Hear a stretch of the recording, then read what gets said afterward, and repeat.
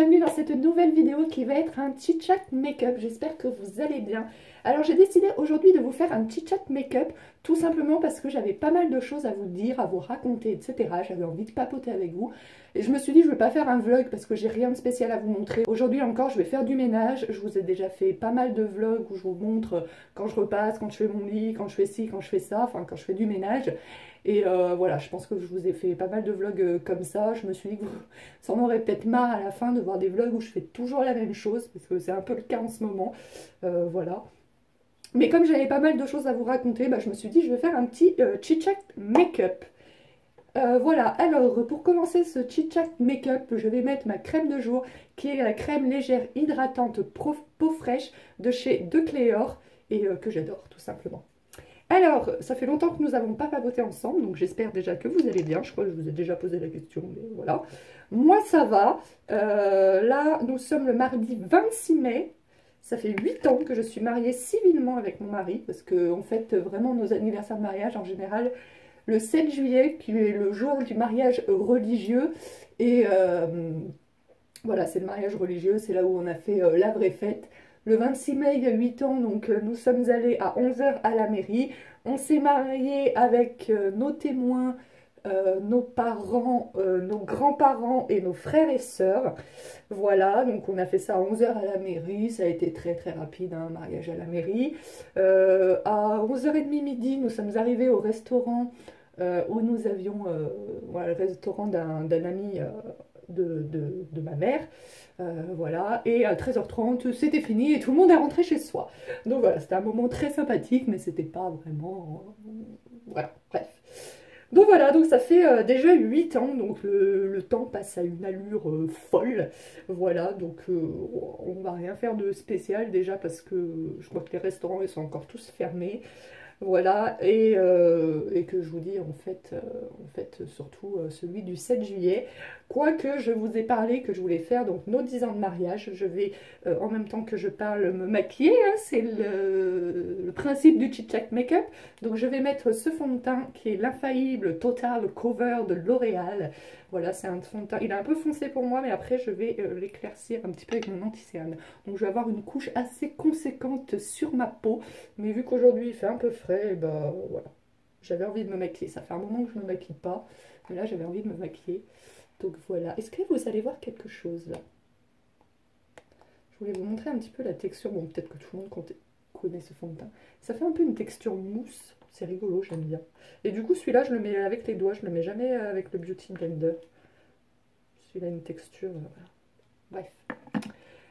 Donc, qu'est-ce que je vous disais? Oui, donc, ah oui, donc je vous avais fait une vidéo où je vous avais montré, enfin, je vous avais fait 2 vidéos où je vous ai montré un petit peu la déco que j'avais achetée pour faire nos 10 ans de mariage. Et je vous racontais que je ne savais pas très bien à cause de ma santé quelle serait la date, est-ce qu'on fait en 2021, est-ce qu'on fait en 2022, etc. Je suis toujours un peu perdue, mais je me suis dit pourquoi pas faire un compromis, parce que je m'étais dit soit on fait le 3 juillet 2021, mais ça m'embêtait pour 2 choses. Bah, déjà, c'est pas nos 10 ans de mariage, ça fera que 9 ans. Le 3 juillet 2021, ça fera pour nos 9 ans de mariage. Donc ça m'embêtait un petit peu. Quoique le 3 juillet 2021, c'est jour pour jour les 10 ans où nous nous sommes fiancés. Nous avions fait une fête aussi pour nos fiançailles. Il me semble que je vous avais fait un article dans le blog à l'époque. Ou peut-être pas. Peut-être pas, je sais plus. Si, je crois. Je sais plus. Si jamais j'en ai fait un, je vous le mettrai en barre d'infos. Et si, je crois que j'avais partagé quelques photos de notre déco, il me semble. Bon, je regarderai ça. Si vous avez quelque chose dans la barre d'infos, c'est que j'avais fait. Sinon, c'est que je n'avais pas fait.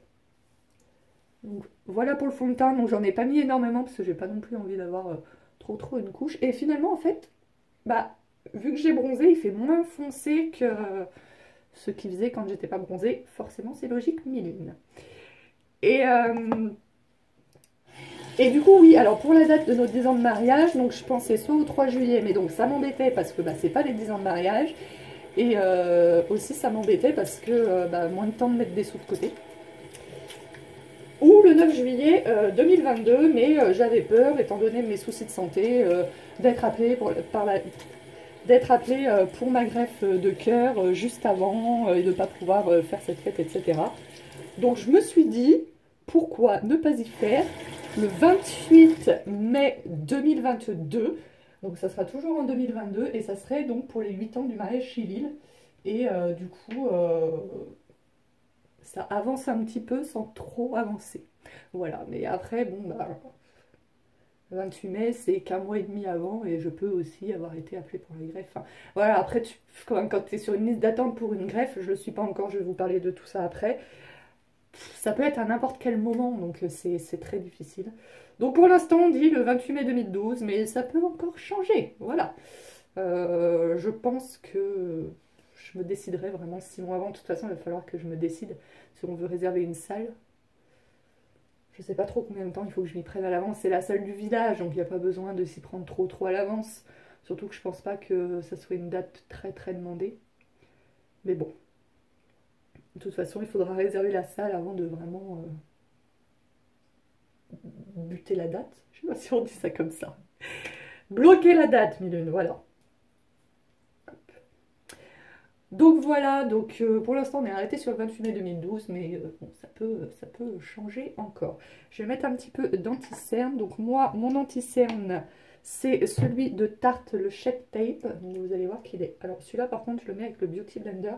Ça c'est un Beauty Blender que j'avais acheté chez Primark. Mais je le trouve, il est pas mal, mais je le trouve un peu trop dur. Donc pour le fond de teint ça va, même si j'ai pas mis du fond de teint à l'éponge aujourd'hui. Mais je vais prendre le vrai Beauty Blender pour l'anti-cerne parce que pour mettre ici, enfin pour ouais, faire l'éponge ici, c'est mieux quand elle est un peu plus souple, c'est plus facile. Et maintenant mes éponges, je les passe au lave-linge. Oh là là, mais il y a plein de petits poils. Bref, donc je vous disais, donc voilà, pour l'instant c'est le 28 mai. C'est compliqué, c'est compliqué. Alors, au niveau de la santé, donc je vous avais raconté, j'étais allée le 5 mai à l'hôpital, on avait refait une échographie du cœur qui s'était bien améliorée. J'avais vu ma cardiologue après, qui avait été étonnée de l'amélioration. Moi, ça m'étonne pas. Il est fort, ce petit cœur. Et puis, je lui parle, je lui dis, non, tu vas pas me faire ça. Non, tu vas être sage, tu vas te calmer, tu vas être gentil. Là, tu nous as fait quelques merdes, mais non, non, c'est... Et donc elle était assez surprise que ça ait aussi bien récupéré et elle m'avait dit il y a certaines personnes en fait qui bouchent leurs artères et après ça s'arrête et du coup on pourrait attendre et elle m'avait dit bah on refera une coronarographie toute fin 2020 elle m'avait dit pour voir bah, où ça en est au niveau des artères et si ça n'a pas bougé ben on attend et si ça a bougé moi j'avais compris du coup qu'on ferait le bilan pré-greffe fin 2020, début 2021. Si on voyait quelque chose de nouveau lors de la coronarographie en fait. Et lundi de la semaine dernière, je reçois un coup de téléphone de la secrétaire qui me dit « Oui, bon, bah alors on vous attend le 15 et le 16 juin pour votre bilan pré-greffe. » Donc, vu que... Au départ, c'est ce qu'on avait dit, effectivement, qu'on ferait le bilan pré-greffe à ces dates-là. Mais comme moi, le 5 mai, j'avais revu ma cardiologue entre-temps qui m'avait dit ça, je suis un peu tombée des nues, quoi. J'étais limite en train de chialer. Je suis un peu tombée des nues et voilà, quoi. Et donc j'ai eu hier ma cardiologue au téléphone et en fait je lui ai expliqué, je lui dis pas que... Je lui dis c'est vrai que psychologiquement c'est difficile parce que je me sens tellement bien, c'est vrai que depuis qu'on m'a mis mon stent, alors personne ne peut dire combien de temps ça va durer, autant dans 6 mois je vais de nouveau pas être bien, autant dans 2 ans je vais être comme aujourd'hui, voilà, mais ça personne ne peut le dire. Voilà, les médecins ils sont pas voyants, ils peuvent pas savoir si je vais reboucher mes artères tout de suite ou pas, ou jamais, voilà. Donc c'est ça qui est un petit peu compliqué en fait. Mais en tout cas, moi en ce moment, je me sens tellement bien. Enfin, je continue à faire mes petites séances de gym et tout, à marcher pas mal, etc. Et j'ai vraiment aucune difficulté, aucun essoufflement. J'ai un peu de la difficulté au niveau des muscles parce que je suis pas du tout musclée, surtout au niveau des jambes. Quand je fais des exercices, j'ai les muscles qui tremblent, etc. Donc je m'arrête parce que j'ai les muscles qui tremblent, mais j'ai vraiment aucun essoufflement. Mais alors aucun. Donc c'est vrai que psychologiquement, vu que je me sens hyper bien, je me sens plus du tout diminuée, etc. Malgré que je sois encore anémiée, parce que je suis encore anémiée, j'ai vraiment plus aucune gêne, plus aucune diminution au niveau du souffle ni rien. C'est vrai que psychologiquement, bah, du coup c'est difficile de me dire, bah voilà, quoi, on commence à faire bilan pré-greffe.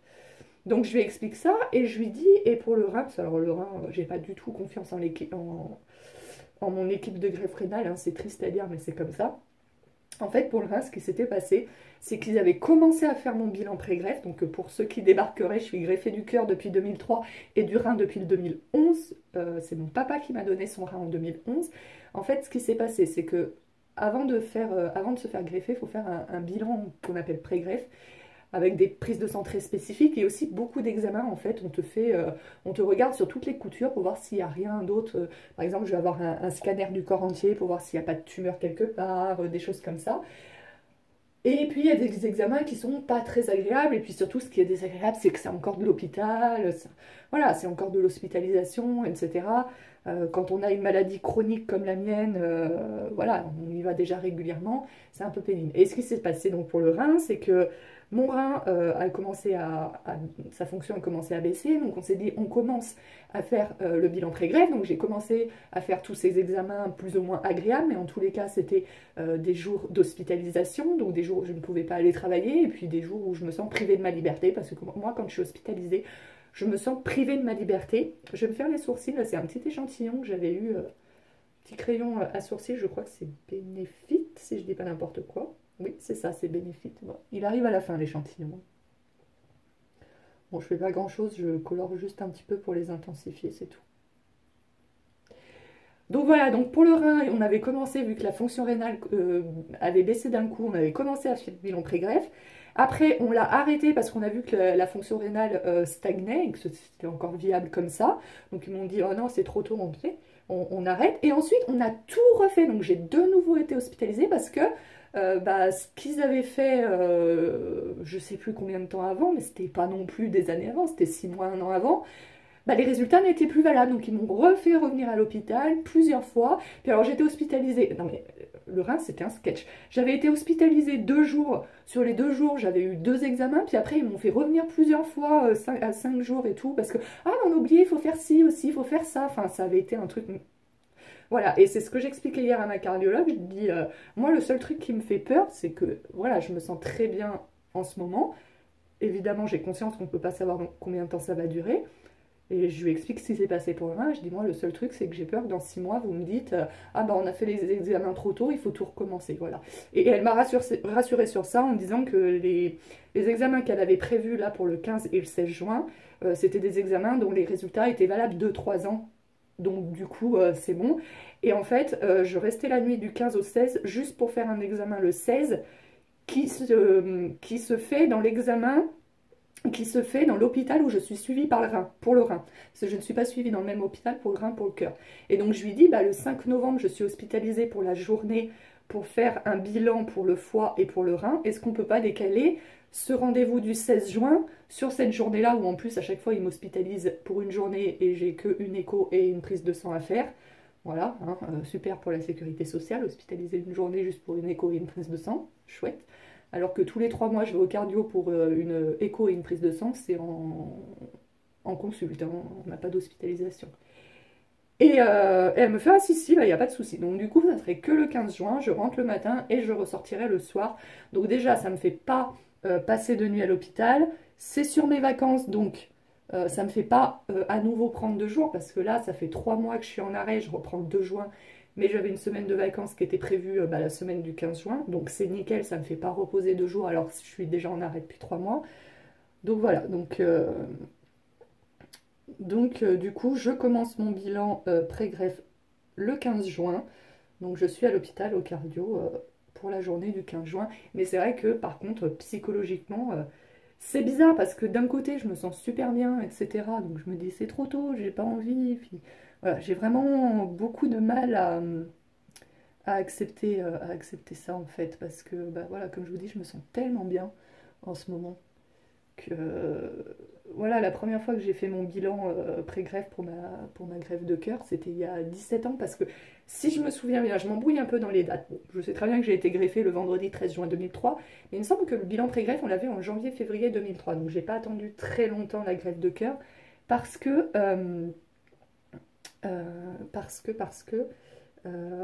j'étais dans l'urgence en fait quand le chirurgien a enlevé le cœur pour remplacer mon cœur en fait le 13 juin 2003, il a dit que je n'aurais pas passé un autre hiver vu l'état de mon cœur. Voilà, donc j'étais vraiment dans l'urgence en fait. Sur les paupières, je vais mettre ce petit fard à paupières liquide de chez Bourjois que j'aime beaucoup. Donc je le mets juste comme ceci. Hop. Et après j'estompe avec mon doigt. Et oui, il y a 17 ans, quand j'ai fait le brillant pré-greffe pour mon cœur, donc il y a 17 ans, j'étais vraiment malade, j'étais diminuée, j'avais vraiment du mal à marcher, j'avais du mal à m'alimenter, enfin, tout était compliqué, tout était compliqué. Et là, pas du tout, quoi. Je suis encore capable de travailler, je suis encore capable, voilà, de faire mon ménage, de me faire à manger, de faire mes cours. Enfin, je suis capable de faire tout, quoi, pour le moment. Il y a eu un moment où ça allait moins bien, mais depuis qu'on m'a mis mon stent, très clairement, je suis capable de tout faire, en fait. Donc,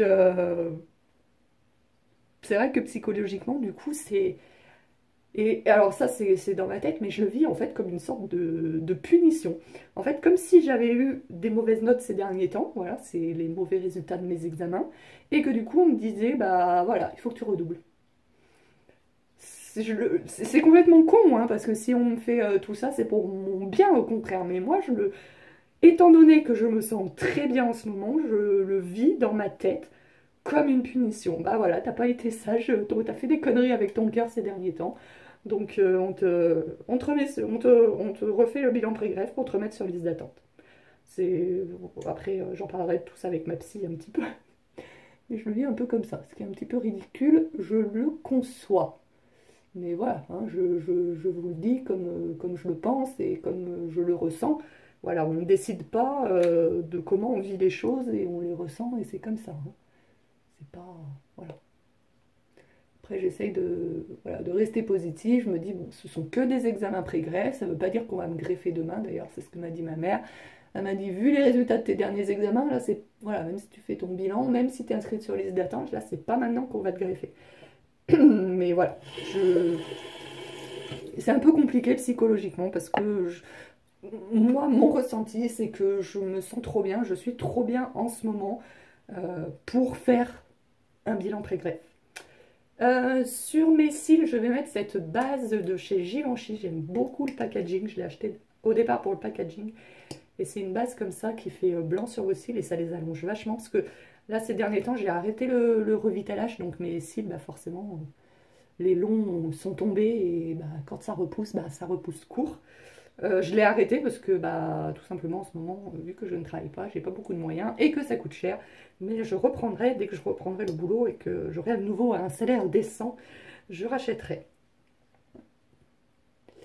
Donc voilà pour ce qu'il en est pour ma santé. Je me sens très bien, mais nous commençons le bilan pré-greffe et psychologiquement c'est compliqué. Voilà. Et oui, donc on fait un scanner du corps complet. Je pense que c'est pour voir s'il n'y a pas de tumeur par-ci par-là. Et il n'y a pas de raison qu'on trouve quelque chose, mais je vous avoue que ça m'angoisse un peu. En fait, moi je pars du principe que tant que les gens se sentent bien, alors c'est vrai que comme on dit, il vaut mieux prévenir que guérir. Mais je me dis que tant que les gens se sentent bien, il ne faut pas chercher trop. Parce que si tu cherches trop, je suis persuadée que tu vas trouver forcément quelque chose. Donc voilà. Donc, du coup, ça me fait un petit peu peur. Je me dis, ils vont me trifouiller de partout, ils vont forcément trouver un truc qui déconne. Mais bon, je suis contente que ma cardiologue, en tout cas, ait accepté que je fasse le truc qui était prévu le 16 juin, le 5 novembre.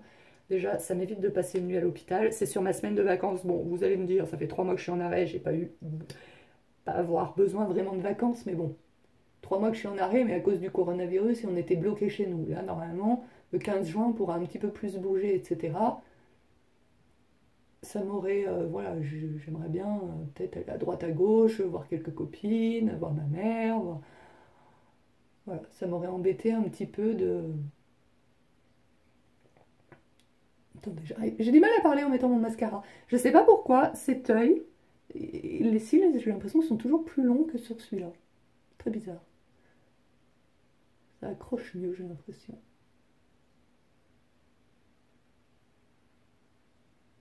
Hop, c'est un peu n'importe quoi, mais ça va le faire, hein. Et voilà, je préfère profiter de mes vacances et maintenant qu'on peut sortir et bouger un peu plus librement, tout en respectant quand même, je le rappelle, les gestes barrières, mettre un masque, etc. Voilà, mais bon, un jour, ça va sur une semaine, surtout que c'est le lundi. Le 15 juin, c'est le lundi, donc après, j'ai tout le reste de la semaine tranquille. Le 13 juin se fera 17 effets. J'attends encore la fin de la semaine, enfin quand vous aurez la vidéo, j'aurai pris ma décision, parce que vous aurez cette vidéo le lundi 1er juin, si je ne me trompe pas dans mes publications. Donc du coup j'aurais pris la décision de maintenir ou pas, j'avais prévu de faire une fête pour mes... Enfin une fête, oui une fête, pour mes 17 ans de greffe. Je pense de plus en plus à la maintenir, voilà, je vais mettre un mot, j'avais créé un truc sur Facebook. Moi je fais beaucoup mes invitations par Facebook, je trouve que c'est plus simple. Les gens répondent plus facilement. Bon, il y a toujours des gens qui ne répondent pas, mais en général les gens répondent plus facilement par Facebook quand on envoie des invitations ou un SMS ou voilà. Donc je mettrai une petite note en disant que je maintiens, s'il fait beau, sinon je reporterai. Parce que j'ai pas envie d'avoir 20 personnes dans ma maison non plus. Mais s'il fait beau et qu'on peut se mettre dehors, voilà. Et je mettrai pas de plat où on pioche tous dedans, vous voyez, genre le gros plat de chips ou machin, je vais pas mettre ça. Je ferai des salades, des terrines, voilà, un marqueur pour bien marquer son nom sur son verre, bien faire attention. Voilà, pas d'embrassade, de choses comme ça, mais je pense de plus en plus, j'attends encore vraiment la fin de la semaine pour me décider, mais je pense de plus en plus maintenir le truc. Voilà, c'est vraiment important pour moi. Là, ça fait 2 années que niveau santé, c'est assez compliqué, pas seulement sur le plan du cœur, hein. Donc j'ai vraiment envie, puis d'autant plus, voilà, qu'en plus je commence le bilan pré-greffe le 15 juin, donc presque jour pour jour, mon anniversaire des 17 ans de greffe de cœur justement. Donc vraiment, ça me tient vraiment à cœur de le faire tout simplement. Voilà, on va passer au blush.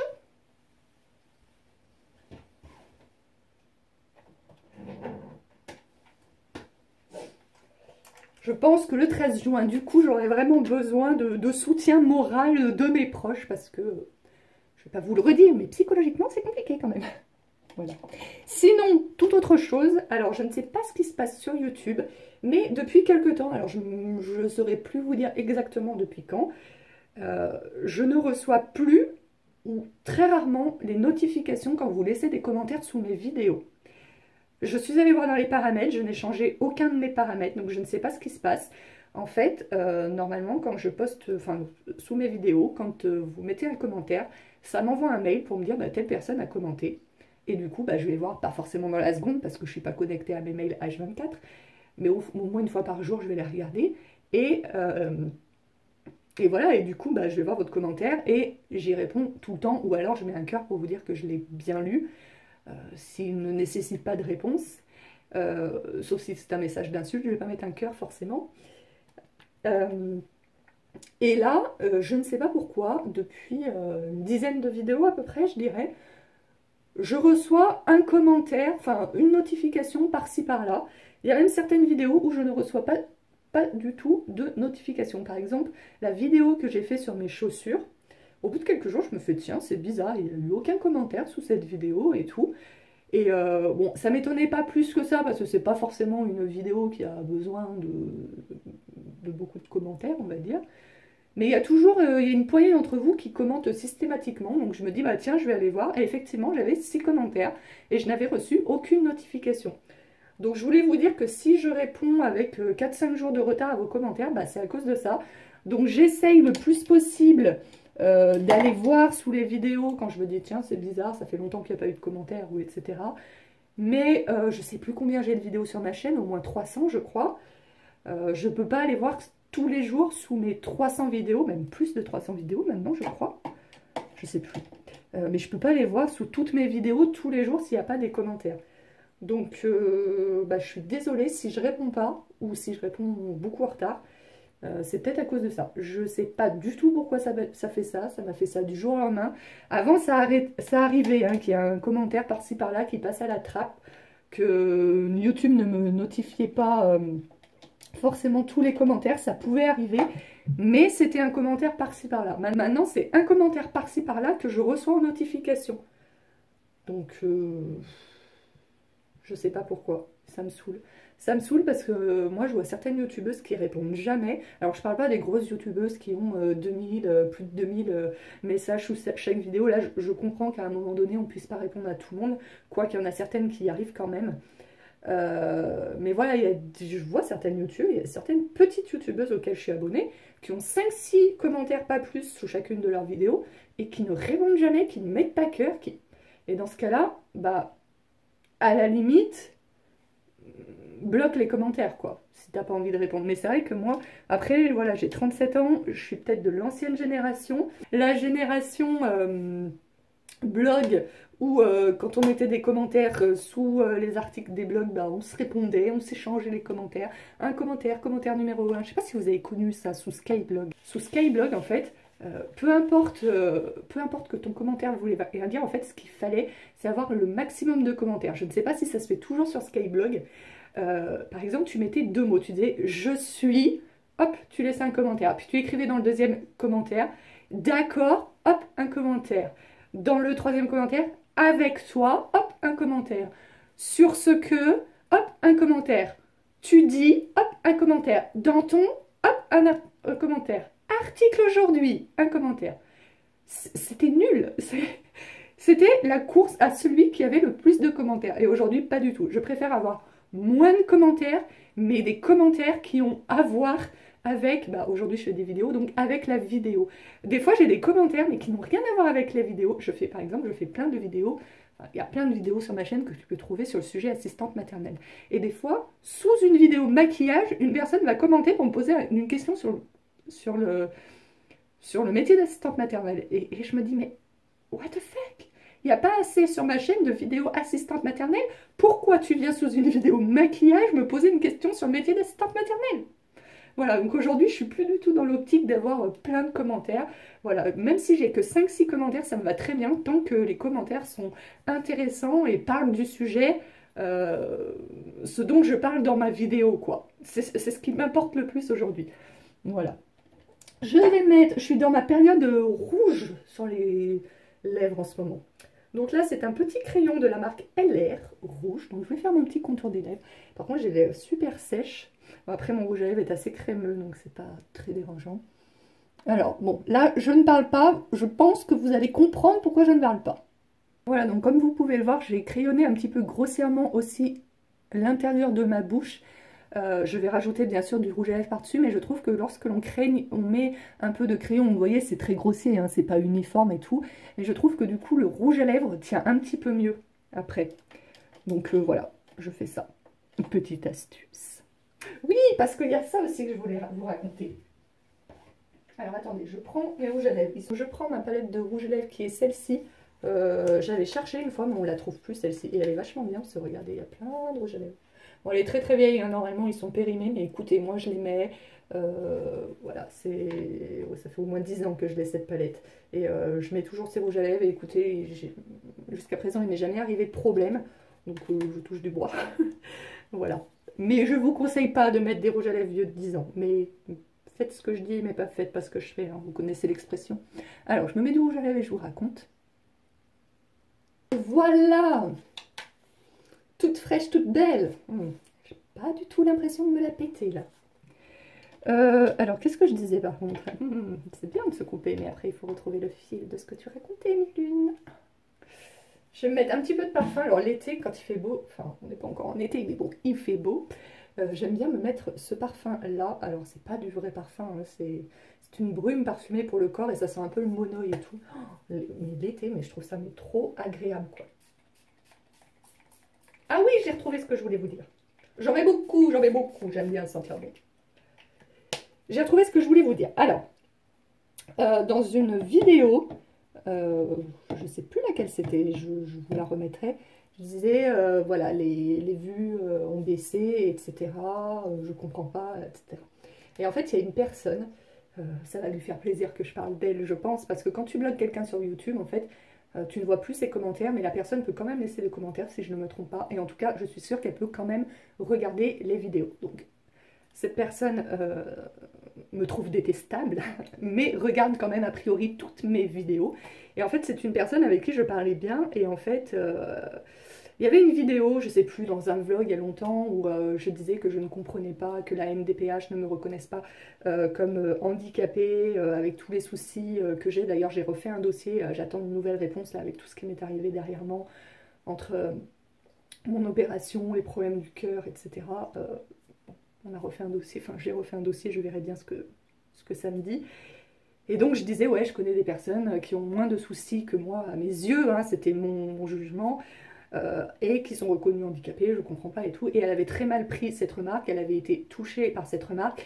Ça, je peux pas lui en vouloir pour ça. Enfin, voilà. Moi, je pars du principe que les émotions, ce qu'on ressent, c'est quelque chose de pas contrôlable.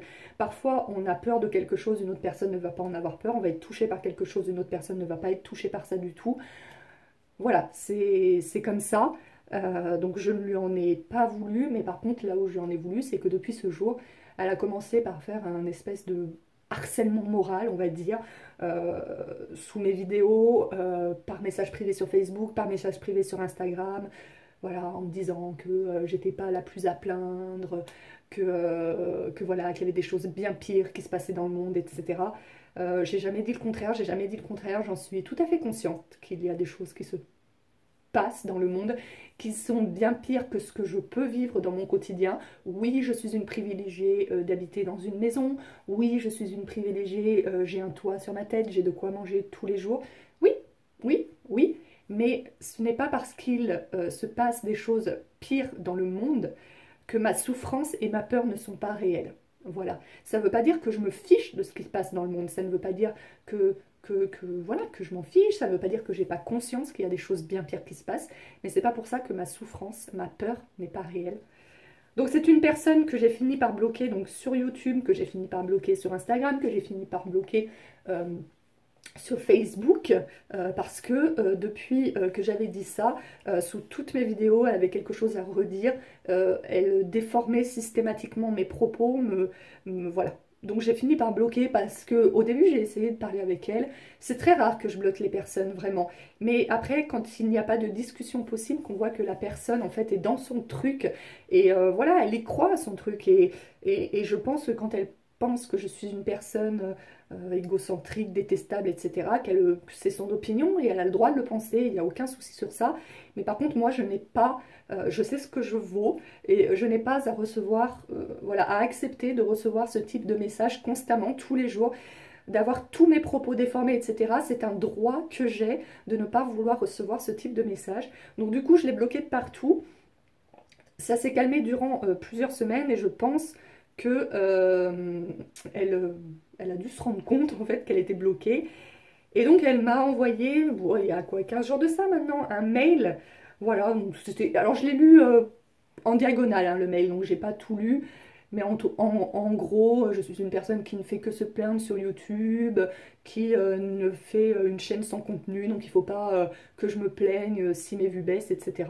Voilà, que je montre quand je fais la cuisine, mais je donne pas mes recettes. Enfin, je me rappelle plus parce que je vous dis, c'était il y a déjà une quinzaine de jours et en plus je l'ai lu en diagonale parce que je me suis dit non, pourris pas ta journée mille une avec ça, cette personne est pour moi est une personne malade. Je suis persuadée que tout ce qu'elle dit, elle le pense réellement et qu'elle pense que c'est la vérité. Moi, je sais que je ne suis pas comme ça. Quand je monte dans les vlogs que je cuisine, c'est pas le but en fait de donner. C'est pas que je veux pas donner mes recettes, c'est que c'est un vlog. Voilà, vous me voyez cuisiner. En plus, souvent, je mets en accéléré avec de la musique. Voilà, là, j'ai fait une vidéo la semaine dernière où je vous montre justement des idées de recettes, mais dans un vlog, c'est pas le but. Voilà, qu'elle dit qu'on me voit me maquiller, mais que je donne pas les tutos, etc. C'est pas le but non plus. Même là, aujourd'hui, je vous ai montré les produits que j'utilise, mais c'est pas un tuto. C'est un chit chat make-up, c'était vraiment pas un tuto. Donc voilà, c'est... Voilà, alors après que je me plains tout le temps, bah c'est vrai que ces derniers temps j'ai eu pas mal de soucis de santé et en fait, enfin, j'ai pas vraiment l'impression de me plaindre. Oui, il y a eu un vlog où je me mettais à pleurer parce que bah, je venais juste d'apprendre la nouvelle de la greffe, faut aussi se mettre à ma place, enfin, c'est greffer un cœur, enfin, le cœur c'est tout quoi, enfin, pour moi c'est pas facile. Après, peut-être que pour d'autres personnes, bah, être greffé du cœur c'est pas grand chose, c'est de la gnognotte, bah écoute, si tu prends les choses comme ça, bah tant mieux pour toi. Donc pour moi c'est très difficile en ce moment psychologiquement. Je le partage avec vous parce que voilà, il y a certaines personnes, comme je vous le disais, qui me laissent des commentaires pratiquement sous toutes mes vidéos, qui sont là depuis plusieurs années et je vais pas dire que je considère comme des amis parce que on s'est jamais vraiment rencontrés en vrai et tout, mais ouais, un peu comme des copines quand même, avec qui j'échange par MP, etc. Et qui, elles aussi, me racontent leur malheur parfois, hein. C'est pas que moi. Voilà, donc j'ai pas l'impression de passer mon temps à me plaindre, même si c'est vrai que je vous ai pas mal parlé de ma santé ces derniers temps, parce que c'est un peu ce qui était au cœur de ma vie, et que voilà, bah, dans mes vidéos, je vous parle de ma vie. Mais bon, voilà, je vous ai partagé une vidéo cuisine, je vous ai absolument à aucun moment parlé de ma santé dans cette vidéo. Je vous ai voilà, mais dites-le moi dans les commentaires si vous avez vraiment l'impression qu'en ce moment je ne fais que me plaindre, etc. En tout cas, c'est pas le but. Moi, le but c'est de partager avec vous, de vous raconter, parce qu'il y a aussi des personnes que ça intéresse, qui sont curieuses de savoir comment c'est la vie d'une greffée. Bah voilà, là par exemple, je vais vous partager, hein, ce que voilà, le 15 juin, je vais peut-être pas filmer le 15 juin, mais je vous ferai peut-être soit un petit chat make-up ou soit quelque chose pour vous raconter comment se sont passés mes examens, ce qu'il en a été, etc. Voilà, parce que ça intéresse des gens, tout simplement, c'est vraiment pas pour me plaindre, c'est pour partager, pour partager. Et la vie, bah, c'est pas toujours un long fleuve tranquille, donc des fois il y a des coups durs, et effectivement, je vous partage aussi les coups durs. Après, je peux tout à fait entendre qu'il y ait certaines personnes qui sont sur YouTube que pour, voilà, se détendre et voir du positif, et du coup, qui n'ont pas envie d'entendre ça, et ça, je l'entends tout à fait, et du coup, vous n'êtes pas obligé de regarder mes vidéos, mais vous n'êtes pas obligé de m'envoyer un mail non plus pour me dire que je me plains, que je fais que des vidéos pour me plaindre, etc. Donc du coup, je l'ai bloqué aussi sur mes mails, mais vraiment, je me dis qu'il y a des personnes qui sont très... enfin vraiment qui veulent faire mal et qui veulent faire chier quand tu es bloqué sur tous les réseaux d'aller envoyer un mail, quoi. Enfin, je me dis, il y en a vraiment qui sont dérangés. Et la dernière petite chose que je voulais vous dire aussi, avant de terminer cette vidéo qui aura été assez longue, mais je vous avais beaucoup de choses à vous dire, comme vous le voyez. Et nous avons eu des poules, voilà, donc j'ai partagé ça sur Instagram, donc n'hésitez pas à me suivre sur Instagram si c'est pas encore fait. Et il y a une personne qui ne me suit pas du tout, qui n'est pas abonnée à mon compte Instagram ni rien, donc c'est une personne, je suis allée voir son compte, donc qui est végane. Donc je respecte tout à fait les véganes, comme vous savez que je respecte tout le monde, je respecte les véganes, je respecte ceux qui mangent que de la viande, ceux qui mangent pas de viande, ceux qui mangent pas de porc, ceux qui mangent du porc, ceux qui... Je m'en fous, vous faites comme vous voulez, vous faites comme vous voulez. Mais voilà, il y a une personne végane, voilà, j'ai mis une photo de nos poules, nous avons pris des poules car nous voulions avoir des œufs qui étaient... C'était très compliqué de trouver des œufs pendant le confinement.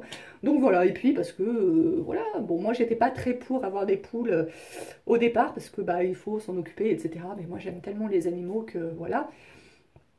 Et donc j'ai une personne donc végane qui est venue me laisser un commentaire sous la photo de mes poules que j'ai mis sur Instagram en me disant j'espère que c'est pas pour passer à la casserole. Non, qu'elles ne passeront pas à la casserole. Avec le petit clin d'œil après, pour faire mieux passer les choses. Et sur le coup, bon, je lui ai répondu non, non, c'est pas le but, parce que c'est vrai que c'est pas le but. J'ai pas mal pris, mais après sur le coup, sur le coup, j'ai pas mal pris, et après, avec le recul, je me suis dit, mais quand même, la personne, elle est gonflée. Elle ne me suit pas, elle ne me connaît pas. Et son seul truc, c'est j'espère qu'elles ne vont pas passer à la casserole. Et de quoi je me mêle? Même si j'avais pris des poules pour les passer à la casserole, ça serait mon problème. Et ça, c'est un petit peu le problème que je trouve avec les végétariens, les véganes. Alors, je vais dire extrémistes parce que je pense que tous ne sont pas comme ça. Mais c'est un peu le problème que j'ai. Enfin, de toute façon, tous les extrémistes, hein, que ce soit dans la nourriture, dans la religion ou autre, c'est dangereux de toute façon. Mais voilà, c'est un peu le problème, c'est, voilà, ce passeront pas la casserole. Mais qu'est-ce que... En quoi ça te concerne en fait? En quoi ça te concerne? Si j'ai envie de manger du poulet, de la poule au pot, machin, c'est mon problème. Bon, c'est pas le but et vraiment, j'ai pas envie de manger un animal que j'ai nourri. Et ça, je le maintiens et voilà. Mais si ça avait été le cas, d'où tu viens me juger en fait? D'où tu viens sur mon Instagram me dire j'espère qu'elles passeront pas à la casserole? En fait, voilà, j'ai trouvé ça assez gonflé. Enfin, c'est pareil quand là récemment, j'ai fait une vidéo où je vous montre mon retour de course. Ouais, bah t'as acheté du poulet, ils sont élevés en abattoir, machin. Enfin, c'est déjà tellement, enfin, en tout cas par chez moi, ça a déjà été tellement compliqué pendant le confinement de trouver de la nourriture. Il y avait plein de rayons qui étaient vides, etc. On ne trouvait pas de farine, on ne trouvait pas d'œufs, on ne trouvait pas de PQ, on ne trouvait pas de... le poulet, pareil, c'était déserté, etc. Que j'ai pris ce que je pouvais parce qu'à un moment donné, il faut bien que je me nourrisse aussi, hein. Et bah, commentaire pour me dire ouais, bah elles sont enlevées. Alors j'ai tout à fait confiance que c'est pas l'idéal, mais à un moment donné, il faut bien que je me nourrisse. Donc voilà, c'est un peu fatigant, c'est jugement de valeur, parce que même si j'avais envie de me nourrir que de choses élevées en abattoir, etc., que si j'avais envie de tuer mes poules, que si j'avais envie de... C'est mon problème en fait, et vous n'avez pas à juger, et c'est un petit peu le problème des réseaux sociaux, enfin c'est comme je dis tout, mais donc là je parle pour la nourriture, mais voilà, celles qui sont mamans et qui s'exposent, pareil, tu devrais faire ci, tu devrais faire ça, oh faut lui en mettre un chapeau, oh il est pas assez habillé, il est trop habillé, il est ci, il est ça. C'est fatigant. Est-ce que vous arrêteriez une maman dans la rue pour lui dire il faut mettre un chapeau à ton fils, il faut lui rajouter un gilet, il faut lui enlever un gilet, il fait trop chaud? Non, eh bien faites pareil sur les réseaux sociaux. On s'expose, on partage pour partager, pas pour être jugé. Voilà, c'est la dernière chose, je vais terminer sur ça. Voilà, c'est la dernière chose, je vais terminer sur ça. Cette vidéo aura été certainement déjà assez longue. Je vous remercie de l'avoir regardée jusqu'au bout si c'est le cas. Et j'espère que ça vous aura plu, que je discute un petit peu avec vous. N'hésitez pas à me raconter aussi votre vie dans les commentaires, voilà, parce que comme je le disais, il n'y a pas que moi. Et puis voilà quoi, moi je vous fais d'énormes bisous. N'hésitez pas à liker, à commenter, à partager cette vidéo, à vous abonner à la chaîne si ce n'est pas encore fait. Je rappelle que c'est totalement gratuit. Bien cliquer sur la petite cloche pour avoir toutes les notifications. Je vous embrasse et on se retrouve très prochainement. Ciao! La la la la la la la. Ouh là là, comment on va enlever ça sans tout faire tomber?